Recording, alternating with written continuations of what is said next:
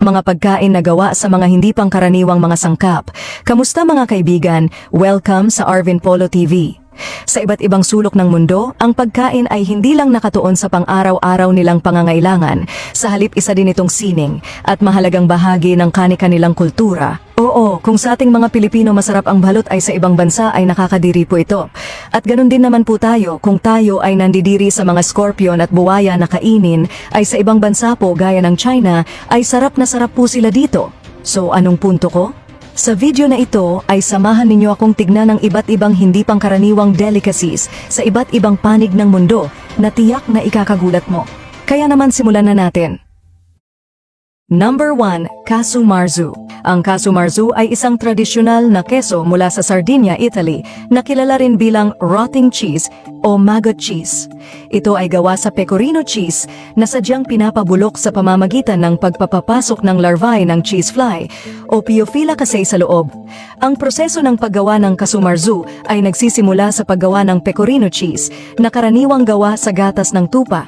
Kapag na-cure na ang pecorino, ginagawa itong permeable para makapasok ang mga itlog ng langaw sa loob ng keso. Kapag napipisa na ang mga itlog, kinakain ng mga larvae ang keso at habang ginagawa ito, ang kanilang digestive enzymes ay nagpapabilis sa fermentation at nagiging sanhi ng pagdekomposisyon ng mga fats sa keso. Ang resulta ay isang malambot at malasang keso na may malakas na amoy at may likidong texture dahil sa partial decomposition. Ang Casu Marzu ay karaniwang kinakain na may partner na red wine at minsan ay may kasama pa itong sibuyas o bawang at tinapay. Dahil sa presensya ng buhay na maggot sa keso, itinuturing itong ilegal sa ilalim ng European Food Hygiene Health Regulations, ngunit ito ay patuloy pa ring ginagawa at kinakain ng iba. Mahalaga ring tandaan na kinakain ito habang buhay pa ang maggots, dahil ang mga patay na maggots ay pwede nang maghatid sa keso ng lason at hindi na ito ligtas kainin. Ang Casu Marzu ay isang kultura at gastronomic curiosity para sa maraming food adventurers sa buong mundo. Number 2, Hakarl. Ang hakarl ay isang tradisyonal na pagkaing Icelandic na kilala rin bilang fermented shark. Ang particular na uri ng pating na ginagamit para sa hakarl ay ang Greenland shark o Somniosus microcephalus, isang species na karaniwan sa malamig na tubig ng North Atlantic na bubuhay. Dahil ang laman ng Greenland shark ay naglalaman ng mataas na antas ng urea at trimethylamine oxide, ito ay nakakalason kapag sariwa. Kaya naman ang proseso ng fermentation nito ay kinakailangan gawing ligtas para makain. Ang proseso ng paggawa ng hakarl ay nagsisimula sa paghuhuli ng pating at pag-aalis ng mga internal organs nito. Ang laman ay hinihiwa sa malalaking piraso at inilalagay sa isang malalim na hukay sa buhanginan, kung saan ito tinatabunan ng buhangin at mga bato. Ang bigat mula sa mga bato ay tumutulong sa paglabas ng mga liquid mula sa laman, kabilang ang urea at iba pang nakakalason na sangkap. Ang mga laman na ito ay iniwan sa ganitong kalagayan ng ilang linggo hanggang ilang buwan. Pagkatapos ng panahong ito, ang laman ng shark ay inaalis mula sa hukay at isinasampay sa open air para matuyo ng ilang buwan pa. Sa panahong ito, ang laman ay dumaan sa karagdagang fermentation at natutuyo na nagre-resulta sa isang matigas na texture. At sa huli, ito na ang finished product. Napakalakas at natatangi ang amoy nito na kadalasang inihahalin tulad sa amoy ng ammonia. Ang hakarl ay karaniwang kinakain bilang isang delicacy sa Iceland, lalo na sa panahon ng Midwinter Festival na Thorabloth. Ito ay karaniwang kinakain ng pira-piraso at madalas ay sinasamahan ng brennivin, isang Icelandic schnapps na tinatawag ding Black Death, upang mas sumarap ang lasa. Sa kabila ng malakas na amoy at lasa, maraming mga tao, lalo na sa Iceland, ang nasisiyahan sa hakarl bilang bahagi ng kanilang kultura at tradisyon. Number 3, Bird's Nest Soup. Ang bird's nest soup ay isang exotic at mamahaling delicacy sa Chinese cuisine. Kilala ito sa mga magandang benepisyo sa kalusugan. Ang pangunahing sangkap ng sopas na ito ay ang edible bird's nests na ginawa mula sa mga laway ng ilang species ng swiftlets, particular na ang genus Aerodromus. Ang mga nests o pugad na ito na gawa sa laway ay pangunahing matatagpuan sa Southeast Asia, kabilang ang Thailand, Vietnam at Indonesia, kung saan ang mga swiftlets ay nagtatayo ng kanilang mga pugad sa mga yungib o sa ilalim ng mga bato sa mga baybayin. Ang paggawa ng bird's nest soup ay nagsisimula sa pagkolekta ng mga nests, na isang mahirap at peligrosong proseso, lalo na kung ang mga nests ay matatagpuan sa mataas at mahirap abuting mga kuweba. Matapos maingat na makuha, ang mga nests ay kailangan linisin ng mabuti upang alisin ang anumang mga dumi o impurities. Ang prosesong ito ay maingat at nakakapagod na nagpapataas sa halaga ng mga nests. Kapag malinis na, ang mga nests ay ibababad sa tubig upang lumambot.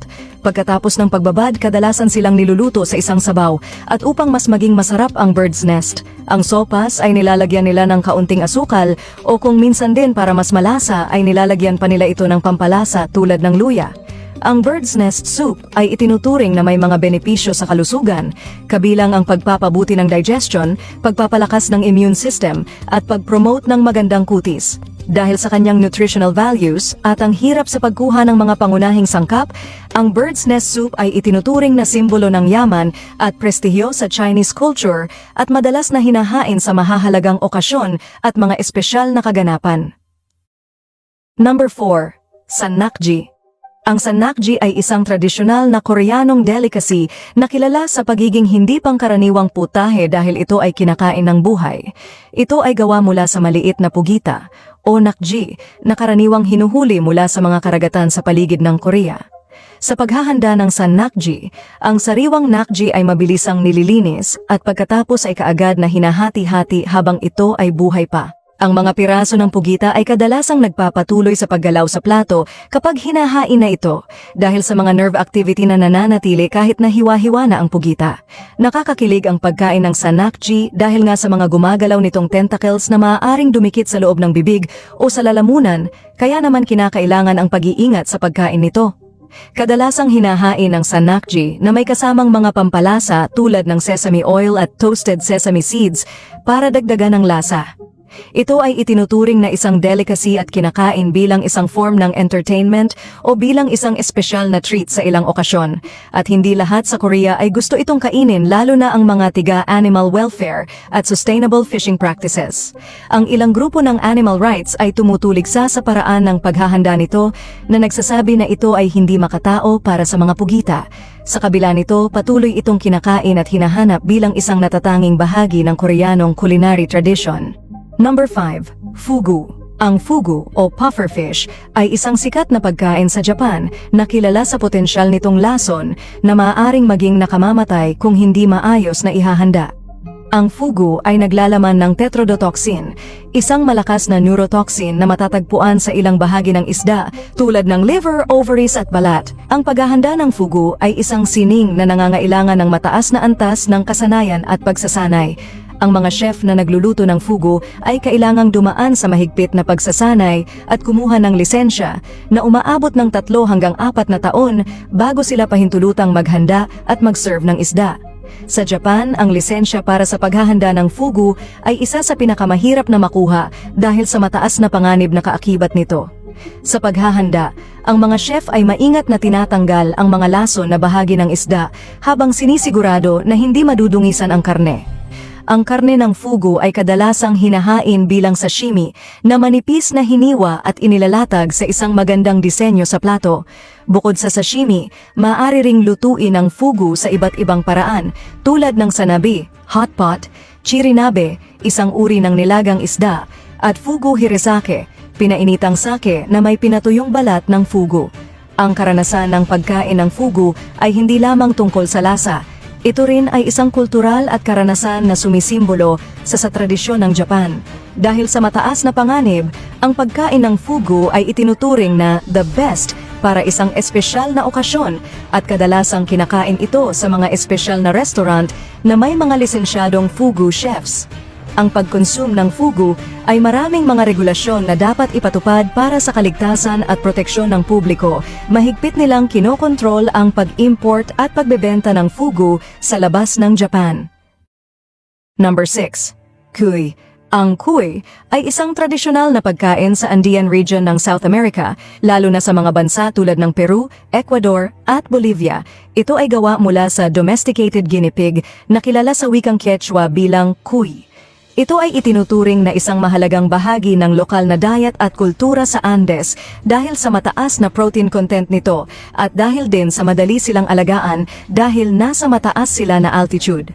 Ang paghahanda ng cuy ay maaaring mag-iba depende sa rehiyon, ngunit karaniwan itong inihahain bilang buong inihaw o prito. Para ihanda ang kuy, ang hayop ay karaniwang kinakatay muna, nililinis ang loob at inaalis ang balahibo.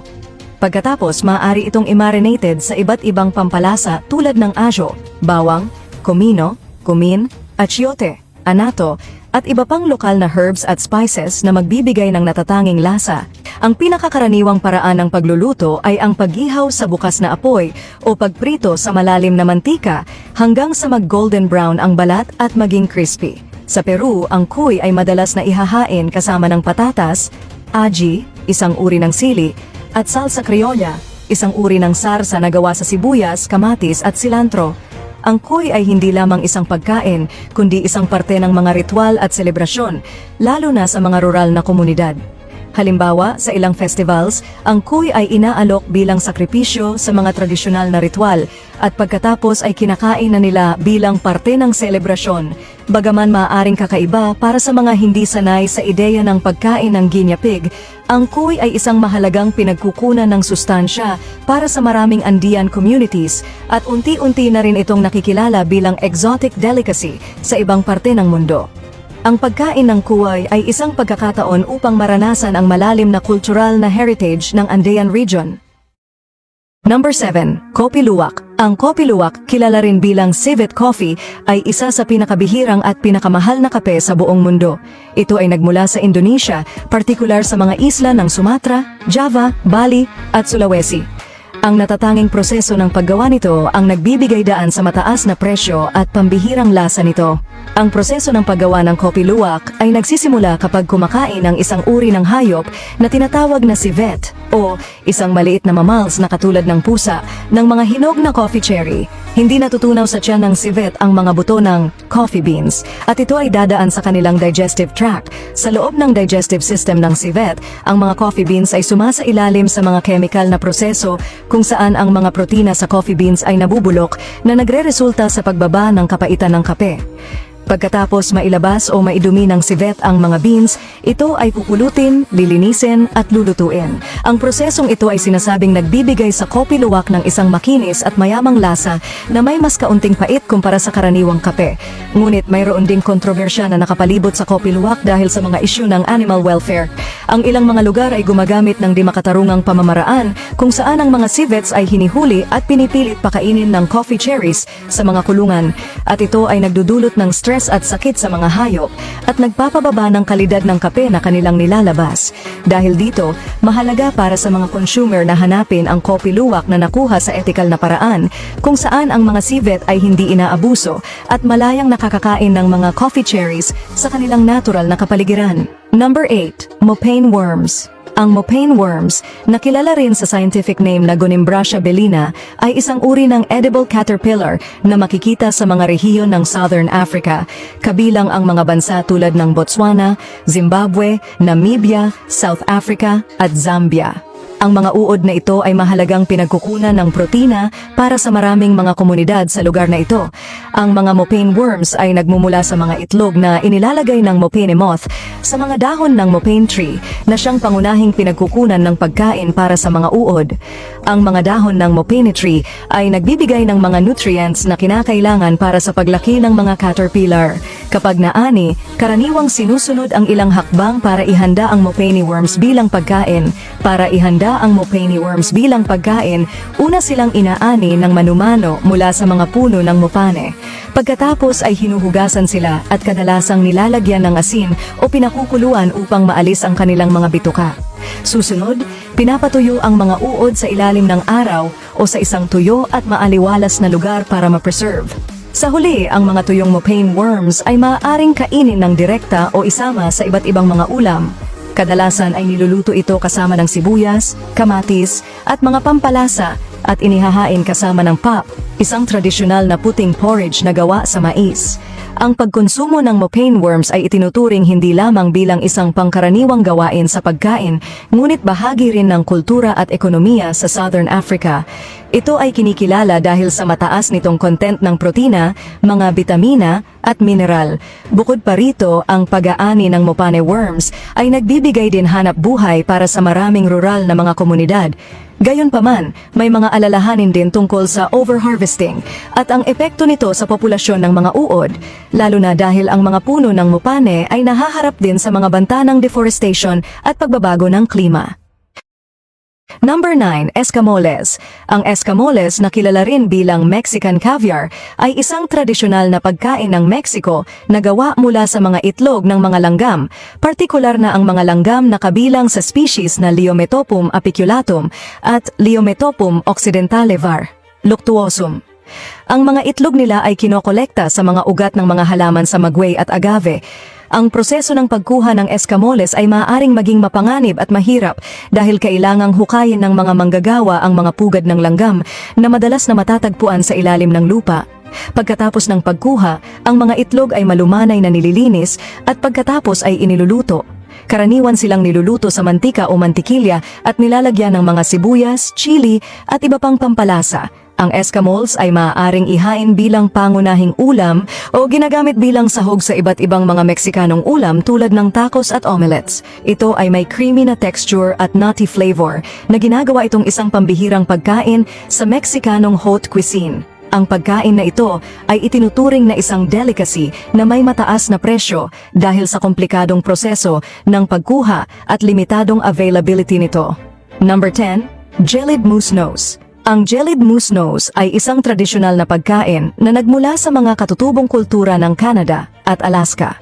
Ito ay kadalasang inihahanda bilang bahagi ng mga lokal na tradisyon at kultura, kung saan ginagamit nila ang bawat bahagi ng hayop bilang paggalang sa likas na yaman.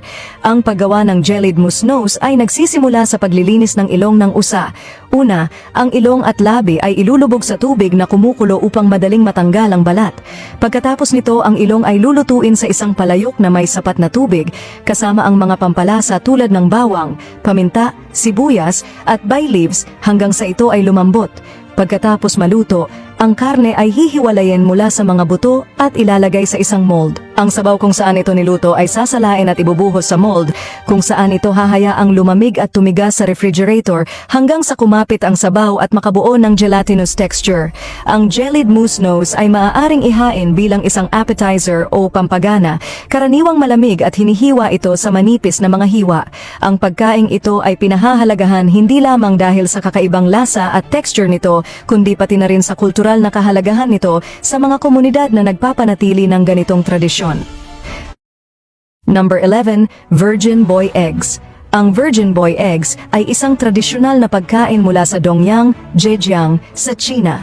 Ang kakaibang paraan ng pagluluto nito ay talaga namang ikakagulat mo. Ang mga itlog na ito ay niluluto sa ihi ng mga batang lalaki, partikular sa mga batang wala pang 10 taong gulang. Ang proseso ng paggawa ng Virgin Boy Eggs ay nagsisimula sa pangongolekta ng sariwang ihi mula sa mga lokal na paaralan kung saan ang mga batang lalaki ay hinihikayat na umihi sa mga lalagyan.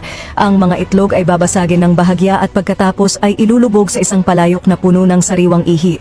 Ang mga itlog ay lulutuin sa loob ng maraming oras sa ihi na patuloy na pinapainitan upang mapanatili ang temperatura at sisiguruhin nila na ang mga itlog ay maluluto ng maayos. Sa prosesong ito, ang ihi ay papalitan ng bago makalipas ang ilang oras upang matiyak na sapat ang init.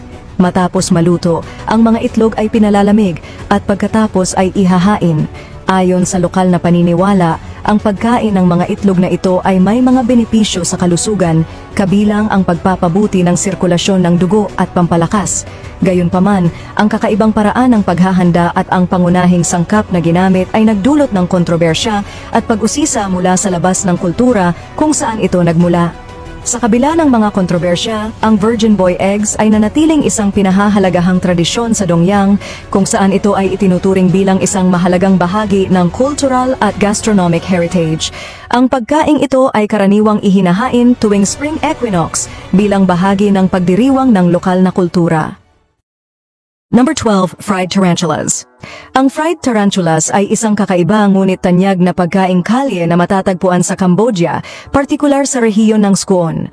Ang mga tarantula na ito, partikular na ang species na aping na isang uri ng black tarantula ay karaniwang kinakain bilang merienda o delicacy. Ang proseso ng pagluluto ng mga fried tarantulas ay nagsisimula sa paglinis ng mga gagamiting gagamba. Inaalis ang mga balahibo at iba pang mga bahagi na hindi kinakain bago ito prituhin. Ang mga tarantula ay isinasawsaw sa pinaghalo-halong bawang, asin at MSG para magdagdag ang lasa. Pagkatapos, ang mga ito ay piniprito sa mainit na oil hanggang sa magkaroon ng kulay gold at mag-crispy. Ang prosesong ito ay pinapa-crispy ang tarantula at nagkakaroon ito ng isang natatanging texture na malutong sa labas ngunit malambot sa loob. Ang pagkain ng fried tarantulas ay may historical and cultural na kahalagahan sa Cambodia. Itinuturing itong isang survival food noong panahon ng Khmer Rouge nang ang pagkain ay naging napakahirap hanapin. Sa kasalukuyan, ito ay kinakain hindi lamang bilang isang paraan ng survival kundi bilang isang exotic delicacy na inaalok sa mga turista at lokal na nais sumubok ng kakaibang pagkain. Bukod sa pagiging isang atraksyon sa mga turista, ang fried tarantulas ay itinuturing din na may nutritional benefits. Mayaman ang mga ito sa protein, bitamina at mineral na makakatulong sa kalusugan. Gayunpaman, ang ilan ay maaaring magkaroon ng allergy o hindi komportable sa pagkain ng mga insekto, kaya hindi ito para sa lahat. Ganunpaman, ang fried tarantulas ay isang natatanging culinary experience na sumasalamin sa kultura at kasaysayan ng Cambodia, pati na rin sa pagkamalikhain at resilience ng mga tao rito sa pagharap sa mga hamon sa kanilang kasaysayan. Number 13, yak penis. Ang yak penis, na kilala rin bilang dragon in the flame of desire, ay isang hindi pangkaraniwang pagkain na inihahain sa ilang mga restaurant sa China, lalo na sa mga lugar na kilala sa exotic cuisine tulad ng Beijing. Ito ay itinuturing bilang isang delicacy at bahagi ng traditional na Chinese medicine, kung saan naniniwala ang ilan na ito ay may mga katangian na nakakapagpabuti ng virility at overall health. Ang proseso ng paghahanda ng yak penis ay nangangailangan ng maingat at espesyal na paghawak. Una, ang penis ng yak ay kailangang malinis ng mabuti. Ito ay nililinis upang alisin ang anumang dumi o impurities. Pagkatapos ay maaaring ibabad sa mga pampalasa at herbs para magbigay ng lasa. Sa ilang mga kaso, maaari itong pakuluan muna para maging malambot bago ihanda sa iba't ibang paraan tulad ng pag-steam, pag-grill o pag-stir-fry. Sa mga restaurant na naghahain ng yak penis, ito ay madalas na inihahain bilang isang premium dish na may kasamang mga espesyal na sauce o dip na nagpapataas ng flavor nito. Dahil sa kanyang katangi-tanging lasa at texture, ito ay isang dish na gustong-gusto ng maraming diner. Ang pagkain ng yak penis ay may cultural significance sa Chinese cuisine, kung saan ang mga bahagi ng katawan ng mga hayop na ito ay itinuturing na may medicinal properties. Ayon sa traditional Chinese medicine, ang pagkain ng mga bahagi ng katawan ng hayop na ito ay maaaring magdulot ng iba't ibang health benefits tulad ng pagpapalakas ng immune system at pagpapabuti ng sexual health. Sa makatuwid para sa kanila, ang yak penis ay isang espesyal na pagkain na sumasalamin sa malawak at diverse na culinary heritage ng China, kung saan ang mga hindi pangkaraniwang sangkap ay ginagamit upang makalikha ng mga natatanging dish na may deep cultural at historical significance.